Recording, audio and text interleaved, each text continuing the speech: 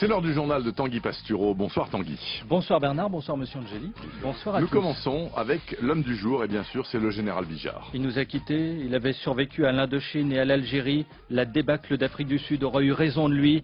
Hier soir on l'avait collé devant la télé. Il y a des limites à la torture. Hier soir, justement, en Afrique du Sud, la France a donc perdu 2-0 contre le Mexique. Oui, mais c'est un quiproquo. On est venu en Afrique du Sud pour la Coupe du Monde de balle aux prisonniers. On se retrouve face à des équipes qui jouent au foot.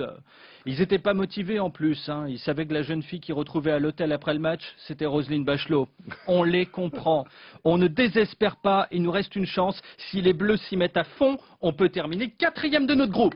Yes! Anelka, il gagne du fric en faisant de la publicité pour les hamburgers, vous savez. Pourtant, hier, ce sont les Aztèques qui avaient la frite. Oui, le fameux Aztèque frite. Jean-Michel Larquet est content. Les Verts ont gagné, ça lui rappelle des souvenirs. La dernière fois qu'un type en vert avait tout défoncé comme ça, c'était pas un Mexicain, c'était l'incroyable Hulk. Lui, il déchirait sa chemise. Les nôtres, ils mouillent même pas le maillot. La compagne de Domenech, qu'on appelle la mère Denis, n'aura donc pas à faire de machine. Dès le départ, Domenech aurait dû sélectionner Benzema et Ben Arfa. Aligner 2 petits beurres face au Pépito, c'était le seul moyen de faire un score. Et Eric Woerth vient d'annoncer que Domenech bénéficiera d'une réforme inversée des retraites. Il passera de la retraite à 60 ans à celle à 58, c'est-à-dire il dégage maintenant. Du coup, il aura le temps de regarder des DVD. Il a déjà prévu de louer le film Out of Africa. Il aura le temps de lire aussi du Jules Verne. Jules Verne avait fait 5 semaines en ballon. Nous, on aura réussi à en faire une entière sans le ballon. La France touchera 7 millions d'euros, même si elle perd son prochain match.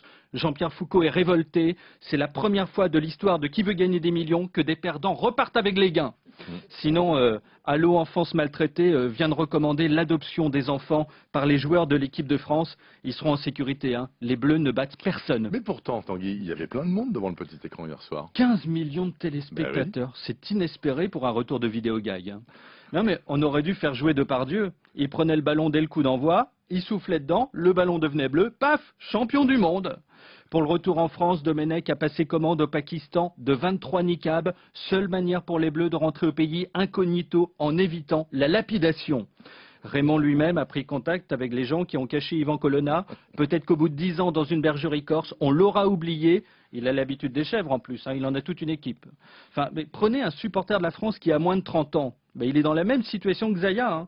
La dernière fois que les Bleus lui ont procuré du plaisir, il était mineur. L'avantage, c'est pour Thierry Henry. Il va enfin pouvoir prendre Tony Parker au téléphone. L'autre n'arrête pas de l'appeler à longueur de pub SFR. C'est insupportable. Le sponsor de l'équipe de France, SFR, Sens du football raté. Pour Laurent Blanc, reprendre les Bleus derrière ça, c'est comme les Russes qui ont repris François. Ils risquent pas de faire moins bien.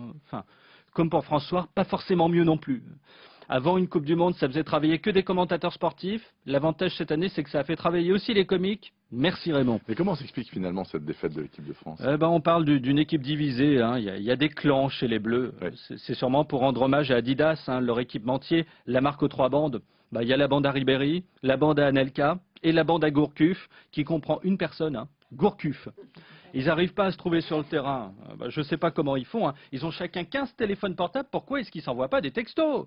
Tu es où, Titi? Derrière le poteau de corner, lol. Hier soir, contre le Mexique, ils en ont pris plein les dents. Mexico, Mexico.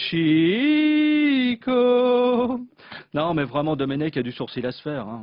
Alors, prochaine échéance pour la France, mardi contre l'Afrique du Sud. Et notre équipe de clowns enchaînera directement avec le Festival du Cirque de Monte-Carlo. En attendant, la défaite, malheureusement, l'aurait resté en travers de la gorge. Et il paraît qu'il y a même un certain Eric qui aurait mal aux abydales. Très bien. Enfin, voici les brefs de l'info. On fête les 70 ans de l'appel du 18 juin. 70 ans, c'est donc l'appel le plus long du monde. De Gaulle devait avoir souscrit un forfait illimité. En juin 40, la France avait 2 goals. Hier soir, on n'en avait qu'un. C'est sûrement pour ça qu'on a perdu et qu'à l'époque, ils ont fini par gagner. Enfin, voyage à Londres du président Sarkozy. Les Anglais ont ainsi pu constater que Sarkozy était bien gaulliste et que Carla était bien gaulée.